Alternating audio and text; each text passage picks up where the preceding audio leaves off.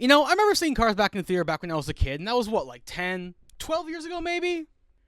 It was actually 19 years ago? Oh god. I'm so old.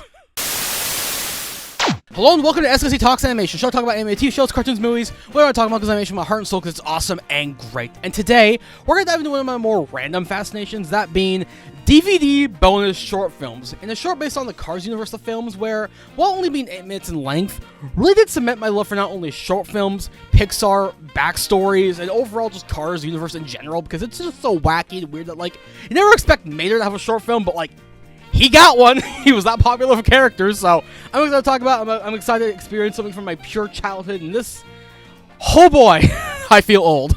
So how about we sit back, relax, take a good old trip to Arizona. I think that's where it is. I don't really know. In 2006's Mater and the Ghostlight. So what I feel I know about Pixar as a company, I feel like I learned most of it from actually the 2007 documentary, A Pixar Story. That documentary is literally fantastic. Like, it shows you everything from, like, how Steve Jobs was a part of the company and how George Lucas as well, and learning about their early years. It's also a really fascinating story, and if you want to know more about Pixar, like, it's a really great watch, and while being a bit dated at this point, it's a lot of fun stuff. I recommend it. It's really fun. Damn, I forgot how nice of a series Cars is. Like, from the animation standpoint, it looks phenomenal. And, like, you wouldn't expect them to put that much work into a 8-minute DVD short film, but, like, they have, like, the reflections, the lights, and everything. This looks so good. Like, honestly, Cars the franchise has always looked amazing. So, like, this is great. And watching this right now, it brings back my childhood, and I watch this a lot, so, like, this is a great short, and Mater is just, like, a kooky guy, so, like, I love seeing this again. It is so fun. Yo, it's Fillmore. I remember Fillmore, that classic character. I feel like I'm the only one who actually remembers he has a name. I mean, I did collect most of the Cars diecast line back in the early 2000s, so I know my Cars. I was a big Cars fan. First Thomas, then Cars. Ooh, boy. Now, the one thing I'm curious about is where this takes place in the Cars timeline. Because, of course, it takes place, I think, after the first movie, because, you know, Lightning McQueen is there, and his new paint job. You got Sally, and Doc is still alive, and Mac is all there. So this takes place definitely before Cars 2, but, like, maybe it takes place in between things. Like, I really want to know the Cars lore, because I'm a really big stickler and a big fun guy for, like, learning about lore and timelines. So maybe this takes place in between Cars 1 and 2, because that would make sense, but this was made roughly the same year that Cars came out, so, I mean, anything's possible. Maybe Mater's actually a Time Lord. Everyone's a Time Lord now. It's great. Hello? Please don't hurt me, Sheriff. I'm a good guy. He's just staring at me menacingly. Oh my goodness.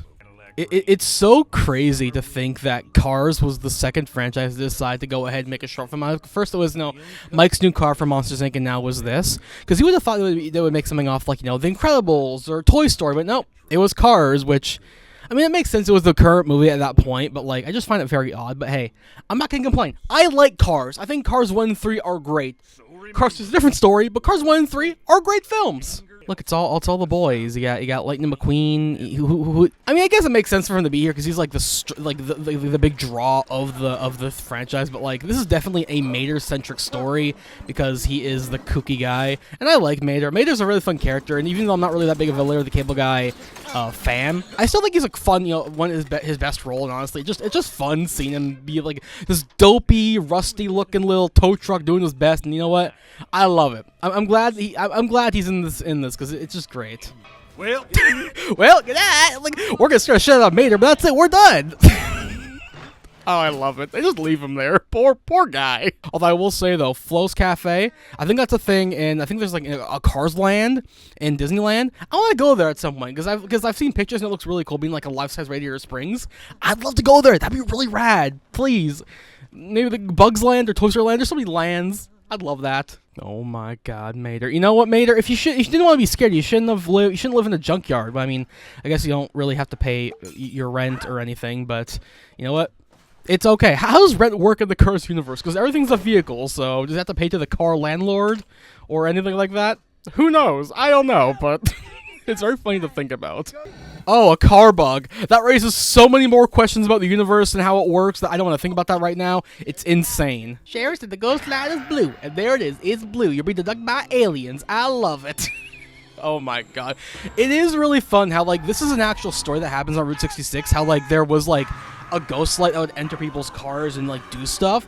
It is an urban myth, so I don't think it's actually real, but like it was a fun story that people tell around that area, and like the fact that they said, let's take that, but you know, make it about Mater of all characters. And you know what? That's funny. I like that because he's a kooky guy. He's great.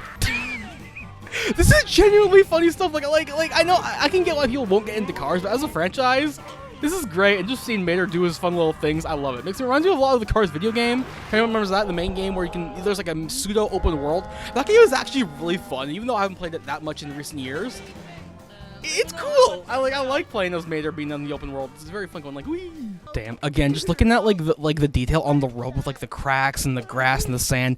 This looks super nice. Honestly, like I will say, I will never get tired of early Pixar. I think their work for what they were able to do in those first 10 years is remarkable. Like just look at like For the Birds, Boundin', Tin Toy. That shit is amazing. And even here, for being in production with the film, so nice, so cool. Well, good night. Aw, Doc, what a guy. I love you. You're a great guy. And then they scare him even more with the Banshee, because they are all dicks. You hear that, Lightning McQueen? You're a dick. But Owen Wilson, you're fine. So there you go. That's Mater and the Ghostlight, with the credits being lovely little drawings from the storyboards. I gotta say, for being 8 minutes long, it's short and sweet. Reminds me of my childhood. I love it. And frankly, it's back to a simple time. I miss it so much. But you know what? It's okay. We have a post-credit scene. Look at that. The Banshee is cute. I'll give him a good big old kiss. But Mater's like, who the hell is this guy? I'm gonna call him Jeremy. Jeremy the Banshee, because he's that fun. The Cars franchise for Pixar is a very odd one, right? Because unlike Toy Story and Monsters Inc., who are a bit more well-known, but still produce some amount of money, Cars, I think, is the opposite, where, like, its films and series aren't really that big, but the merchandising is freaking on top of the world. Like, it's made over $10 billion in sales, and it's done so much for that merchandise that, honestly, it's kind of amazing to see. But still, I think, personally, the films and TV shows are still very fun and very enjoyable, as from an animation perspective. So, I just want to talk about Cars as a franchise from its, its beginnings to where it is today, because just talking about its evolution from small little film to giant thing with theme parks and toys and all that, video games, it's really mighty impressive. Now, of course, it all started out with 2006's Cars, the first film. And honestly, I will say the first film, to me, is a fun watch. It's not the best film ever made, definitely not the best from Pixar's early years, but like, from an animation perspective, from a narrative perspective, from a character perspective, it's all very, very fun. Lightning McQueen, Mater, Doc, Chick Hicks, Dinoco, Sally, the Sheriff, all very fun characters, and everyone has a part to play in the story.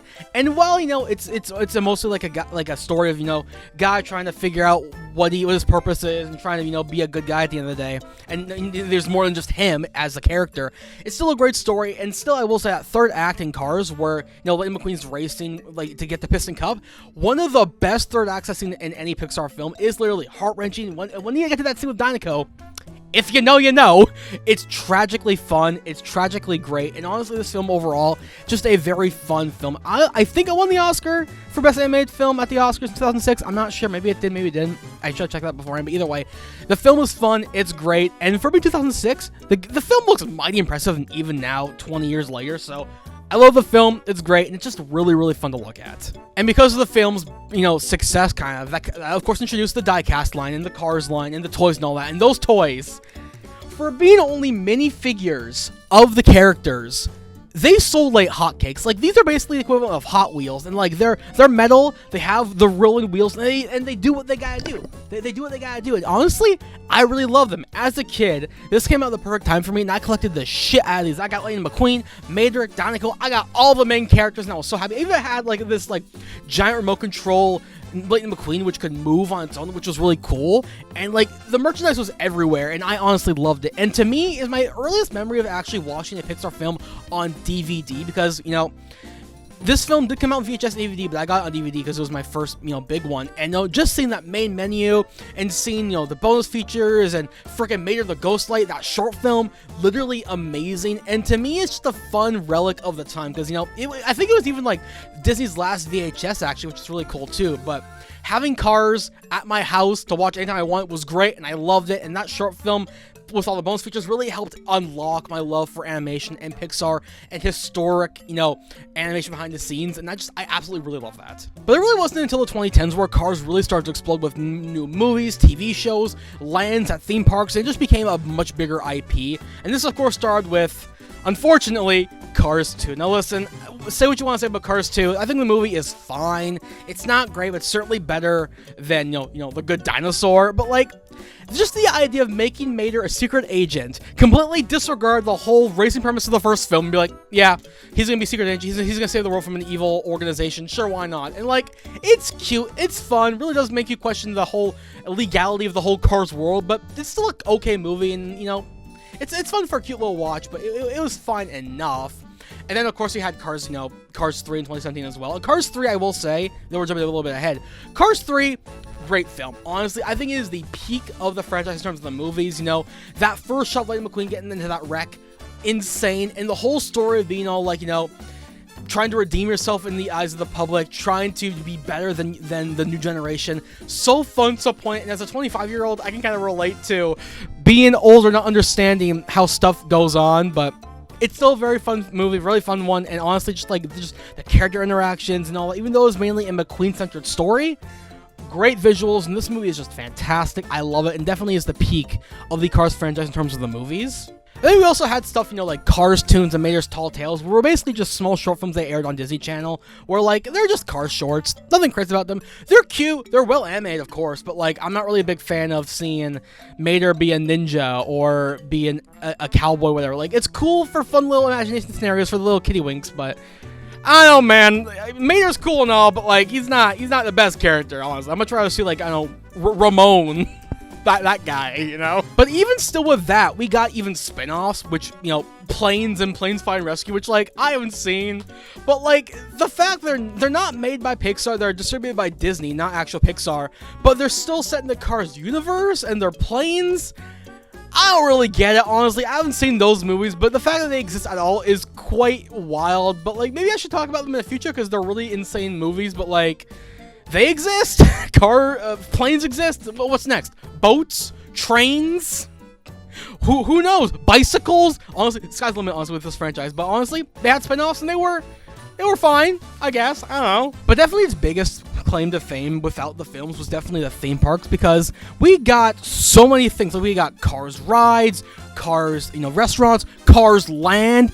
Listen, Cars Land in Disney World or Disneyland is a marvel, because you get to not only walk around like giant Radiator Springs, but see all different merch, the actual buildings from the movie. You get to feel like you're inside this rustic old town, and honestly, it looks really cool, and hopefully one day I can actually visit, because, like, the attention to detail on that is amazing. And while, yeah, we've had other things like, you know, Toy Story Land and Bugs Life Land, and eventually we're gonna get the Monsters Inc. Land, Cars Land is so wacky and so insane that I honestly I want to go see that, because I think there's a Cars roller coaster in there. That's really cool, and I love that, and it's just a really fun thing to, you know, keep people come on, and even because of that, you know, they've gotten, like, so much more, you know, people flow coming in, and to me, that's just awesome. I love it. Theme parks are cool, and I love it. It's super fun to see. And then, like, smaller things like video games and all that. And while the video games are fun, like, I especially love the original GameCube one, they're not really that really amazing. But still, I think what really shines for the merchandise is, of course, the small die-cast figures, the little rideable cars. These things are what make the money. These is what makes the franchise go insane. And to me, the fact that I still have this is wild. I don't know how much it's worth, but I'm not going to sell it, because this thing is insane. I love it, and really shows the power of the Cars franchise.